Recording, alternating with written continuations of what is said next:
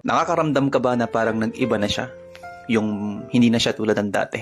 Ito yung mga signs na pampalipas oras ka lang.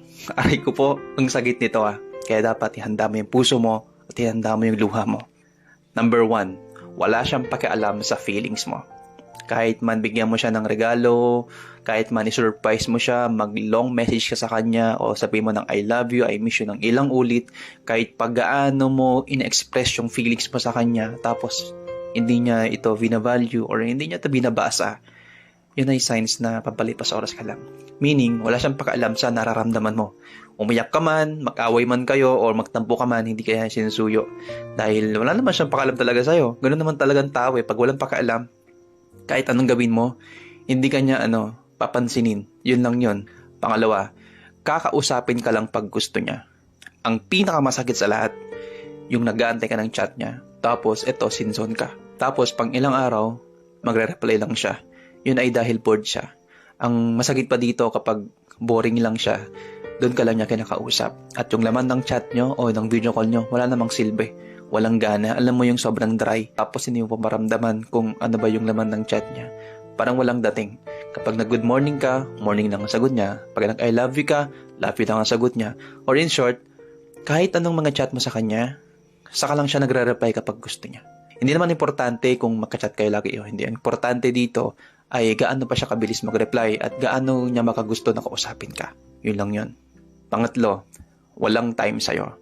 Tandaan nyo, ang isang tao na mahalaga sa'yo, pinaglalaanan mo ng oras. Ang isang tao na mahal mo, binibigyan mo ng atensyon at nag-e-effort ka.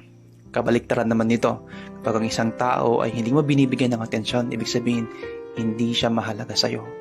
Ibig sabihin lang nun, okay lang kahit hindi mo siya papahalagan at okay lang kahit hindi ka mag-spend ng time sa kanya. Napakahalaga ng time pagdating sa pagmamahal o pagdating sa relasyon. Lalong-lalo na kapag LDR kayo at bago pa lang kayo. Siyempre, sino ba naman ang ayaw na mag-spend ng time, di ba? Sino ba naman ang ayaw na maramdaman niya na mahalaga rin siya? Kaya siguro wala siyang time sa'yo kasi meron siyang time sa iba. Yung iba na yon ay hindi ikaw, kundi yung iba na yon, yun yung panibagong target niya. Ang sakit, no? Number 4, natitiis ka niya kahit ilang araw. Kapag nag-aaway kayo at hindi ka man lang kinakausap after ng away nyo, ang masakla pa dito pag binlock ka na o nirestrict ka na, sobrang sakit sa part mo bilang nag-e-effort at nagmamahal. Nagmamahal ka lang naman, nag-e-effort ka lang naman, pero yung binibigay mo, hindi sinusuklian. Sobrang sakit sa feelings kapag napaka-pure ng heart mo at napaka-genuine, samantalang yung jowa mo ay hindi man lang nakakaramdam. Kumaga sobrang manhid man lang ng nararamdaman niya sa'yo. Yung tipo na hindi ka na nga mahal, hindi ka pa pinapahalagahan, hindi ka na pinapahalagan, hindi ka pa nire-respeto. Kaya kanyang hindi ka usapin ng ilang araw. At kapag nag-chat siya sa'yo, parang walang nangyari. Hindi siya marunong mag-sorry, hindi siya marunong manuyo, at hindi siya marunong humingi ng tawad. Ang masakla ba dito, siya pa yung galit. Kasi, baka nagagalit ka sa kanya. Kaya pag sinasabay nga sa galit mo, kabahan ka na. Ayaw niya magpatalo. At isa pa, baka mataas yung ego. Number 5, madalas kang babaliwalain. Kapag magkasama kayo sa public o nagde-date kayo, nafe-feel mo na parang malayo siya. Nafe-feel mo na parang hindi kayo magkasama at nafe-feel mo na parang walang kayo, walang spark, walang connection. Yung parang magkasama lang kayo. Kapag mag-uusap naman kayo dalawa, gusto niya lagi na pinapatayin ka na agad ng tawag kasi busy daw siya o may ginagawa. Yes, of course, lahat naman tayo may trabaho.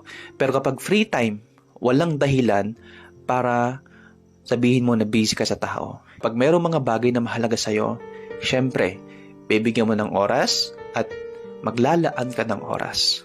Marami tayong oras lalo na kapag meron ka trabaho. Kapag may free time ka, ano lang naman. Kapag bigyan mo ng 30 minutes o 1 hour, mag-update lang sa isa't isa, alamin yung buhay o yung sitwasyon ng trabaho o kumustahin mo naman yung partner mo kung may sakit ba o okay lang ba siya.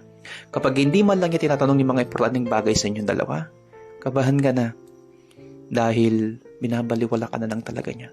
Sobrang sakit talaga kapag lahat ng ito ay nararanasan mo, lalo na kapag nasa stage ka ngayon na nagmamahal ka at sobrang dami mong binibigay sa kanya. Lalong-lalo na kapag nag-i-invest ka ng time, feelings, at financial. Tapos, pampalipas oras ka lang pala.